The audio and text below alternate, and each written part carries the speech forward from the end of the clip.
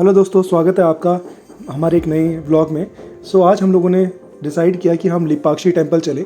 Lepakshi temple Bangalore से करीब 120 kilometre के डिस्टेंस पर है। एटलीस्ट जहाँ से हमारा घर है वहाँ से तो 120 किलोमीटर पड़ते हैं। और यहाँ पहुँचने के लिए आपको अगर 80-90 की स्पीड से भी अगर आप गाड़ी से जाते हैं तो आराम से 1.5-2 घंटे के अंदर आप यहाँ पर पहुँच जाते हैं। लेकिन यहाँ पर पहुँचने के फिर दूसरे रास्ते भी हैं। बस के थ्रू भी आ सकते हैं, ट्रेन के थ्रू भी आ सकते हैं। मैंने उन ऑप्शंस को चेकआउट नहीं किया क्योंकि हम लोगों ने ये प्लान जो है काफ़ी इमीडिएटली बनाया, तो इस वजह से हम लोग डायरेक्टली यहाँ लिपाक्षी टेम्पल पहुँच गए। लिपाक्षी टेम्पल काफ़ी टाइम से मेरी बकेट लिस्ट में था, इसीलिए मैंने सोचा कि चलो आज मौका मिला है और वीकेंड का दिन भी है तो क्यों ना वहाँ जाके घूमा जाए। लिपाक्षी टेम्पल आपका आंध्र प्रदेश में पड़ता है। कर्नाटक से आंध्र प्रदेश जाने के लिए ये बहुत पास का डिस्टेंस है। तो हम लोगों ने सोचा कि चलो इसी बहाने एक नए स्टेट में भी देखना हो जाएगा और एक नया टेम्पल भी विज़िट कर लेंगे। ये टेम्पल जो है काफ़ी पुराना है, गवर्नमेंट की तरफ से भी इसको संरक्षित टेम्पल में रखा गया है। जैसे ही आप इसके पास में पहुंचते हैं, पहले तो दूर से ही आपको जो है बर्ड नज़र आने लगता है। और यहाँ पर जो पार्किंग चार्जेस हैं वो करीब 80 रुपीज़ है कार के लिए। लेकिन अगर आप दूसरे व्हीकल के थ्रू आते हैं, जैसे ऑटो, आपके बाइक या बस के थ्रू, तो उनके अलग अलग चार्जेस हैं 20 रुपीज़ से लेकर 100 रुपीज़ के बिटवीन में। जैसे ही हम टेम्पल की तरफ आगे बढ़ते हैं तो आप देख सकते हैं ये बोर्ड, इसमें लिखा गया है कि ये मॉन्यूमेंट जो है संरक्षित है, ये टेम्पल जो है संरक्षित है। अगर आप लिपाक्षी टेम्पल की बात करें तो यहाँ पर जो है ये जो मंदिर है ये अभी भी यहाँ पर पूजा होती है। ये ऐसा नहीं है कि ये सिर्फ छोड़ा गया है। इस मंदिर के अंदर जो है भगवान शिव की पूजा होती है, बहुत सारे देवी देवता हैं उनकी पूजा होती है, और इवन जो है माता दुर्गा की यहाँ पर पूजा होती है, उनका भी यहाँ पर अंदर टेम्पल है। जैसे ही हम लोग एंटर करते हैं तो यहाँ पर लकड़ी का पूरे स्टेयरकेस बने हुए हैं जो कि काफ़ी खूबसूरती से बने हुए हैं। वैसे तो जहाँ से हम एंट्री कर रहे हैं ये पीछे की साइड है, जहाँ से हम लोगों ने शुरुआत में एंट्री ली थी वो वहाँ पर पक्षी ऊपर दिख रहा था, तो वहाँ से ये आगे आने के बाद यहाँ से एंट्री है। लेकिन गांव की तरफ से भी इसका जो है मेन डोर है जहाँ से लोग यूजुअली एंट्री करते हैं। पार्किंग से यहाँ आने से पहले गरुड़ की मूर्ति आ जाती है। उसके बाद करीब 500 मीटर दूर जाने के बाद तब जाके ये जो मंदिर जो है वह स्टार्ट होता है। लेकिन हम लोगों ने सोचा कि यार सबसे पहले हम लोग मंदिर के दर्शन कर लें, उसके बाद हम लोग बाद में जो है इवनिंग में हम लोग वहाँ पर गरुड़ की मूर्ति देखने जाएंगे। और ये जो टेम्पल है ये करीब 6 बजे तक यहाँ पर ओपन रहता है, उसके बाद ये मंदिर जो है क्लोज़ हो जाता है। तो हमने कहा पहले दर्शन करना ही बेटर रहेगा, तो इसीलिए हम लोग पहले मंदिर की तरफ दर्शन करने के लिए आ गए। जैसे ही आप इस मंदिर के अंदर घुसेंगे तो आप इसकी ब्यूटी को देखते ही निहारने लगेंगे, क्योंकि इसमें जो है काफ़ी खूबसूरत पिलर, काफ़ी सुंदर नक्काशी आपको देखने को मिलेगी। अगर आप हम्पी वगैरह भी जाते हैं तो वहाँ पर भी जो है आपको ये सारी के सारे इसी टाइप के जो है नक्काशियाँ मंदिरों के अंदर और वहाँ के मॉन्यूमेंट्स के अंदर आपको नज़र आती हैं।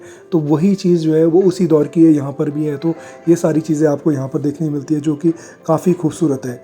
और जैसे जैसे हम लोग आगे बढ़े तो हमने देखा कि यहाँ पर ये मंदिर का स्तंभ यहाँ पर आ गया। राइट साइड में जो दरवाज़ा दिख रहा है ये इस गांव के लिए ओपन है, यहाँ से लोग यूजुअली एंट्री करते हैं, ये इनका मेन डोर है। और इसके सामने ही मंदिर के लिए जो है एंट्रेंस ओपन होता है। अगर हम इस लेपाक्षी मंदिर की बात करें तो लेपाक्षी का मतलब है उठो पक्षी। ऐसा माना जाता है कि रामायण काल में जब राम जी जटायु से मिले, जब वो बेसुध अवस्था में पड़े हुए थे और फिर उनको मिलने के बाद राम जी ने उनसे कहा लेपाक्षी, उसका मतलब है उठो पक्षी। तो ये इसी नाम के ऊपर जो है ये मंदिर बना हुआ है। और बाद में जटायु की मृत्यु हो जाती है और राम जी ने उनका फिर दाह संस्कार अपने हाथों से किया।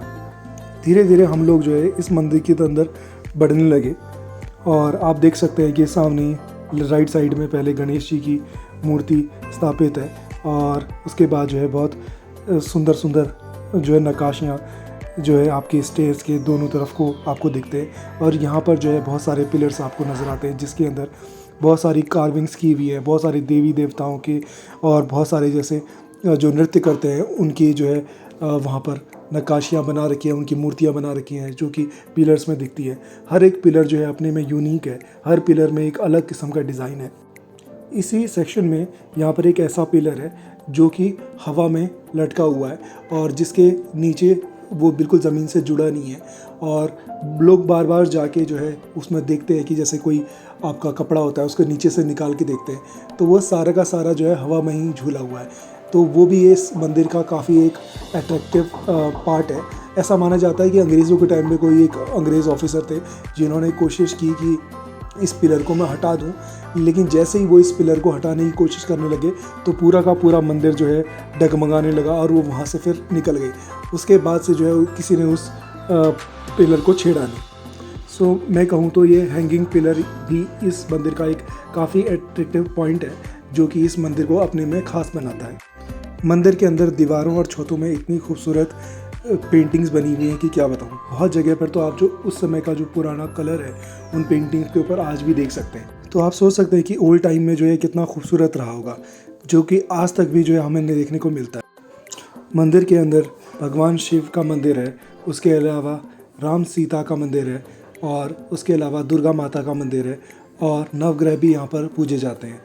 इतना पुराना मंदिर होने के बावजूद भी ये एक ऑपरेशनल मंदिर है, यहाँ पर रेगुलर तौर पर जो है पूजा की जाती है।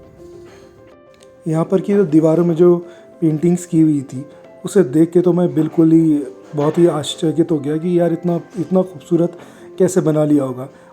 यहाँ की जो मूर्तियाँ हैं वो अपने में यूनिक है, हर एक मूर्ति कुछ कहती है, जो कि इसमें आप छोटी छोटी डिटेल्स आप देख सकते हैं। कहीं पर देवी देवताओं की मूर्ति है, कहीं पर उस टाइम के जो लोग हैं उनकी मूर्ति हैं, उनके नर्तकों की मूर्ति है, कहीं पर जो है उस समय के जो जानवर हैं उन सब की मूर्ति।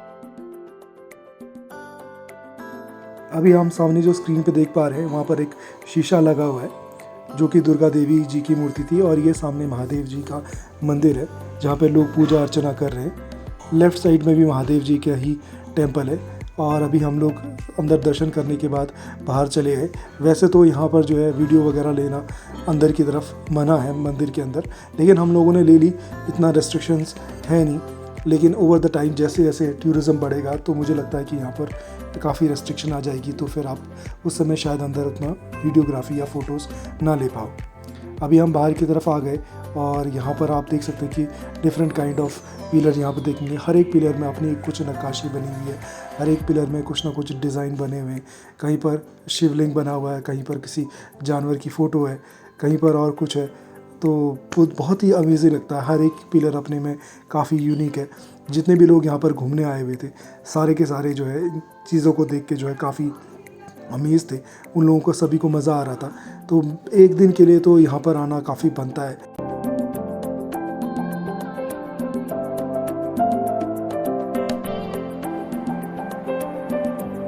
इस मंदिर के अंदर काफ़ी चीज़ें जो है काफ़ी इंटरेस्टिंग हैं। जैसे ही आप एंटर करते हो तो सबसे पहले आपको जो बर्ड है उसकी मूर्ति ऊपर नज़र आती है, लोग उसको देखने के लिए आते हैं। उसके अलावा यहाँ पर आप सीता माता का पैर देख सकते हैं, जहाँ पर आप देखोगे ये हर समय जो है गीला रहता है, ये कभी भी सूखा नहीं रहता। ऐसा माना जाता है कि जब उनको रावण उठा के ले जा रहा था तो उनका एक पैर जो है यहाँ पर पड़ा था, तो इस वजह से इस पैर के निशान यहाँ पर दिख गए। लेकिन वैसे वो पैर का साइज़ देखेंगे तो वो काफ़ी बड़े हैं, वो नॉर्मली किसी नॉर्मल ह्यूमन बीइंग के नहीं हो सकते। और इसके अलावा बाहर की तरफ आप देखेंगे ये जो प्रांगण है इसे कल्याण मंडप कहते हैं, और ऐसा माना जाता है कि जो ये यहाँ के राजा थे उनकी जो प्रॉपर्टी थी, इनका जो पैसा था वो किसी मंत्री जो है मैनेज करता था। उस मंत्री ने इसमें काफ़ी ज़्यादा पैसा इन्वेस्ट किया, जिसकी वजह से राजा जो है उसके ऊपर काफ़ी ज़्यादा नाराज़ हो गए और उन्होंने इस टेम्पल को या इस प्रांगण को बनाने से मना कर दिया। इसीलिए ये जो है इनकम्प्लीट स्ट्रक्चर है और ये अभी तक कंप्लीट नहीं हुआ है। यहाँ पर आप देख सकते हैं कि बहुत सारे पिलर्स रखे हुए हैं। ये सारा का सारा जितना भी स्ट्रक्चर है पूरा इनकम्प्लीट स्ट्रक्चर है, क्योंकि उसके बाद जो है कि किसी ने भी इस पर पैसा लगाया नहीं, किसी ने भी इस पर धन खर्च नहीं किया, तो ये फिर वैसा का वैसा ही रहा।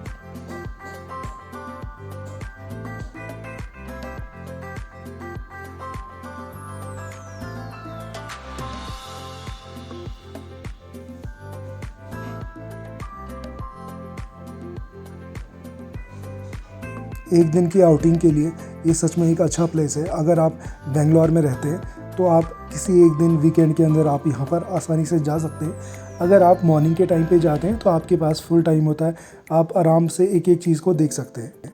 जैसे ही हम आगे बढ़ते हैं तो हमें गणपति जी की एक मूर्ति नज़र आती है। ये मूर्ति जो है काफ़ी सुंदर थी।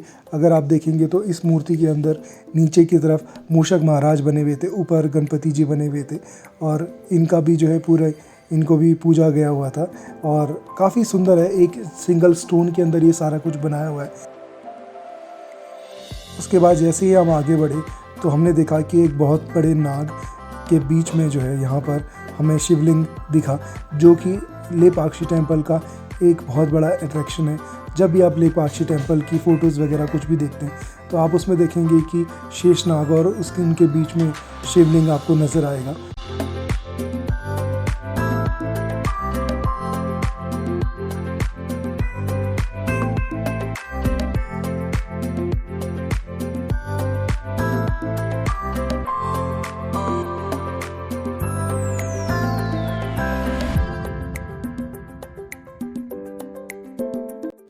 मंदिर से दर्शन करने के बाद हम लोग उस जगह पर आ गए जहाँ पे बर्ड था। तो वहाँ पर ये एक पार्क है जहाँ पर जो है एंट्रेंस में आपको 10-10 रुपये हर बंदे के देने पड़ते हैं और उसके लिए साइड से जो है स्टेयर्स जाती है। तो हम लोग फिर उन स्टेयर्स के ज़रिए ऊपर की तरफ जाने लगे और हम लोगों ने देखा कि ये जो पूरा प्लेस है इसके अंदर बर्ड के पास जाने के लिए जो एंट्री है वो रेस्ट्रिक्ट की हुई है। आप जो है बर्ड की तरफ जा नहीं सकते। लेफ़्ट साइड में आप देख सकते हैं कि यहाँ पर एक सेपरेट रास्ता है जिसको पूरी तरीके से क्लोज़ कर दिया गया। बट हाँ, आप टॉप हिल पे जा सकते हैं। वहाँ टॉप हिल से आप पूरा का पूरा व्यू ले सकते हैं। आप सारा का सारा चारों तरफ से कि आसपास का गांव और आसपास का इलाका कैसा है वो सारी चीज़ें आप यहाँ से ईज़िली देख सकते हैं।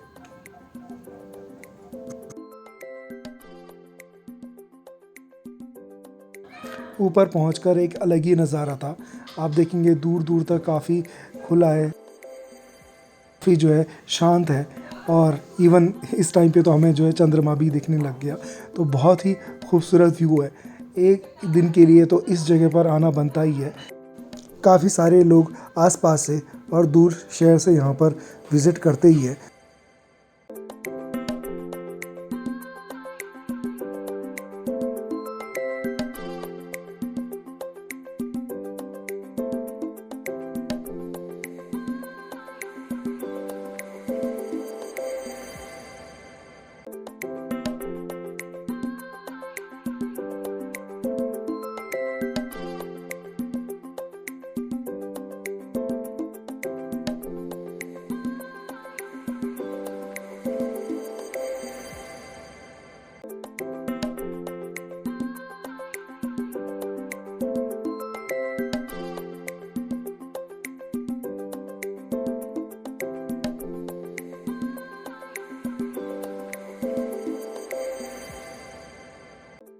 फाइनली हम लोग जब ऊपर से नीचे उतरे तब तक अंधेरा हो चुका था, लेकिन अंधेरे में भी जो बर्ड है वो काफ़ी खूबसूरत नज़र आ रहा था। उसकी एक अलग ही शेप नज़र आ रही थी और आज क्योंकि चंद्रमा का दिन था तो फुल चांदनी थी, तो काफ़ी सुंदर यहाँ पर व्यू था। इसके अलावा जो है यहाँ पर नंदी बैल की जो प्रतिमा है जो कि सिंगल स्टोन पे बनी हुई है, वो भी यहाँ का एक ख़ास अट्रैक्शन है। हम जब तक पहुँचे तब तक ये बंद हो गया था, इसके गेट पे ताला लग गया था। और ये ऊपर नहीं है, ये नीचे विलेज के पास में ही है। जैसे ही आप मंदिर से नीचे उतरते हैं तो आप पाएंगे कि राइट साइड में जो है यहाँ पर नंदी बैल का एक बहुत बड़ा स्टैचू यहाँ पर बना हुआ है, जो कि पूरा सिंगल स्टोन में बहुत सुंदर कार्विंग इसमें नज़र आती है। तो हम लोगों ने जो है इस चांदनी रात के अंदर नंदी बैल के यहाँ पर दर्शन किए। तो इस तरीके से हमारा लेपाक्षी टेम्पल का 1 डे का ट्रिप जो है कंप्लीट हुआ। तो दोस्तों मिलते हैं अपने नेक्स्ट व्लॉग में किसी और जगह पर। Thank you.